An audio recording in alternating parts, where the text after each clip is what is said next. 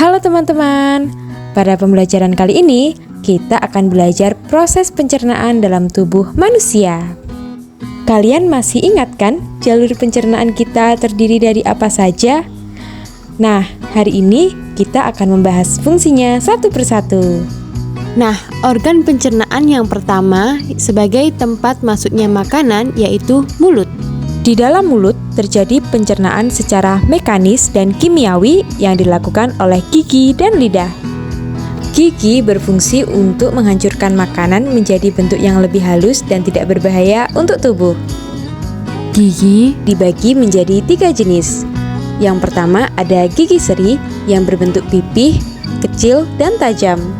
Gigi seri berfungsi untuk memotong makanan menjadi potongan-potongan kecil yang lebih mudah dikunyah. Yang kedua, ada gigi taring yang berbentuk runcing dan berfungsi untuk merobek dan mengoyak makanan. Dan yang ketiga, ada gigi geraham, berbentuk besar dan lebar, serta berfungsi untuk menggilas makanan. Selanjutnya, yaitu fungsi lidah yang mengatur letak makanan saat mengunyah, membantu menelan makanan, dan mengecap berbagai rasa makanan seperti rasa manis, pahit, asam, dan asin. Nah, berikut adalah bagian lidah yang sensitif terhadap rasa tertentu, seperti ujung lidah sensitif terhadap rasa manis, tepi lidah sensitif terhadap rasa asam dan asin, pinggir lidah belakang sensitif terhadap rasa asam, dan pangkal lidah sensitif terhadap rasa pahit. Di dalam mulut terdapat 3 kelenjar ludah yang terletak di bawah lidah, di pangkal rahang, dan di dekat telinga. Kelenjar ludah menghasilkan air ludah dan enzim amilase atau petialin. Enzim ini berfungsi untuk mengubah zat tepung atau amilum menjadi zat gula atau glukosa. Setelah dari mulut, makanan masih melewati proses yang panjang sekali dalam tubuh. Setelah dari mulut, makanan kita menuju ke kerongkongan. Kerongkongan adalah suatu saluran seperti tabung sepanjang 20 cm yang menghubungkan antara rongga mulut dengan lambung. Di dalam kerongkongan terjadi gerakan peristaltik, yaitu gerakan meremas-remas yang dilakukan oleh dinding kerongkongan untuk membuat makanan terdorong masuk ke dalam lambung. Lambung adalah bagian dari organ pencernaan manusia yang paling elastis. Lambung berbentuk seperti kantong dan terletak di dalam rongga perut sebelah kiri atas. Di dalam lambung, makanan mengalami pencernaan secara mekanis dan kimiawi. Pencernaan mekanis dilakukan oleh dinding atau otot lambung yang meremas dan mengaduk makanan.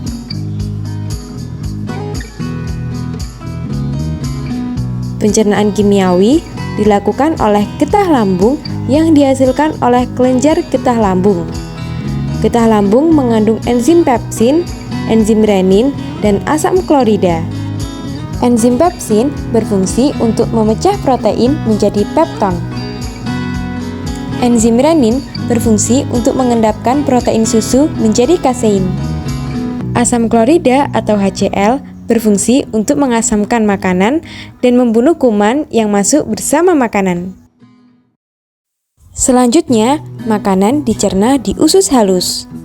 Usus halus merupakan usus terpanjang dalam saluran pencernaan karena panjangnya mencapai 6 hingga 7 meter. Di dalam usus halus terdapat cairan khusus yang membantu penyempurnaan pencernaan makanan. Usus halus terdiri dari 3 bagian. Yang pertama, usus 12 jari. Yang kedua ada usus kosong. Dan yang ketiga ada usus penyerapan. Sisa makanan yang dicerna masih berlanjut ke usus besar. Nah, usus besar berfungsi menyerap cairan vitamin dan mineral dari sisa-sisa makanan yang telah diserap oleh usus halus. Pada usus besar terdapat bakteri yang berguna untuk tubuh bernama bakteri E. coli yang berfungsi untuk membantu proses pembusukan sisa makanan. Proses pembusukan sisa makanan akan menghasilkan kotoran atau feses yang kemudian dikeluarkan melalui anus. Anus adalah lubang di bagian bawah pantat yang berfungsi sebagai tempat keluarnya feses dari tubuh. Nah, itulah teman-teman yang terjadi pada makanan yang kita makan. Senang sekali belajar tentang pencernaan manusia bersama kalian. Sampai jumpa lagi.